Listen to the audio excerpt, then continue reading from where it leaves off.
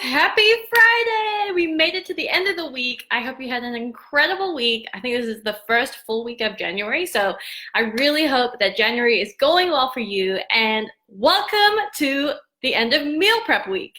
So this week, what I did was I answered everyone's questions around meal prepping.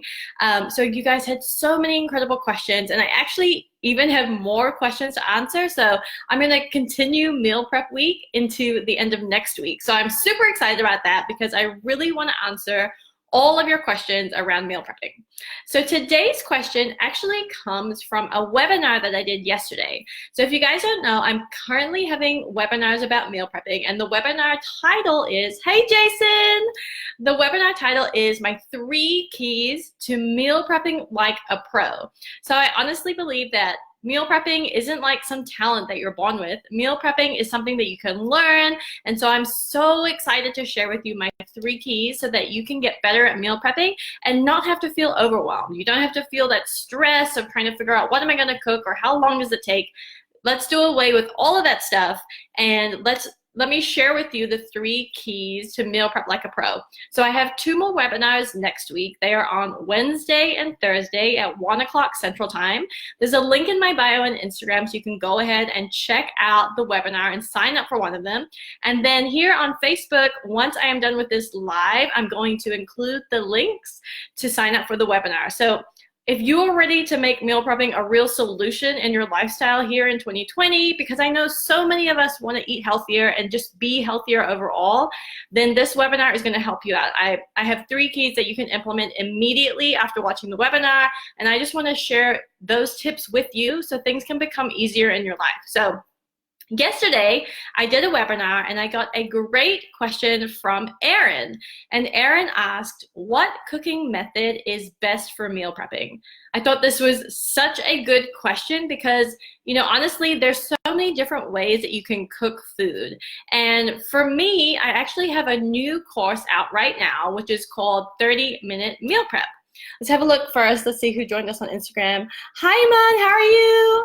Okay, so I'm talking about this meal prep question, which is what cooking method is best for meal prepping? So this is a question that came from my webinar yesterday, and there's so many different methods to meal prep that I wanted to kind of cover it because this relates really closely to my course, which is 30-minute meal prep. So obviously that means we want to meal prep within 30 minutes. So we have to pick the cooking method that fits in the best with that time frame that we have allowed. So that's really the first of 3 tips I'm going to give you today, is pick the cooking method that fits in with the time you have to cook. So, you know, obviously if you only have 30 minutes to cook, then probably a slow cooker is not going to be the way to go. Hey Jessica, how are you? So what I personally like to do when I'm doing a 30-minute meal prep is try to do everything either on the stovetop, which could mean sauteing, it could be, you know, simmering things in some liquid to create a soup. And then occasionally I also roast vegetables in the oven. And this kind of leads us into the next 2 tips that I want to share with you today about cooking methods when you're meal prepping. You've got to pick the right cooking method for the ingredients that you're going to use and the way that you like to eat them. So say for instance, say you hate steamed vegetables. While steaming may be a really quick cooking method, you just throw it in the microwave or on top of your steamer, on top of your stove, and things get done within, you know, 5 to 10 minutes. If you don't like to eat steamed vegetables, then don't cook the vegetables that way. Go with a different cooking method so that you will actually enjoy the food that you're eating. And there's so many different ways that you could cook vegetables, like sauteing, you could grill them. There's so many awesome, delicious ways to do that. So you got to pick the cooking method that not only suits what you like to eat, but is also great for those vegetables. So sometimes, for instance, if you steam sweet potatoes and you over steam them, they can get really mushy. If you don't like that, don't steam the sweet potatoes. Instead, roast them in the oven or create like a sweet potato mash. That's a really great way of just altering the food so that you don't have to feel like, oh, I don't want to eat this because the texture is weird or the flavor is weird. I definitely encourage you to just have a think first before you start cooking.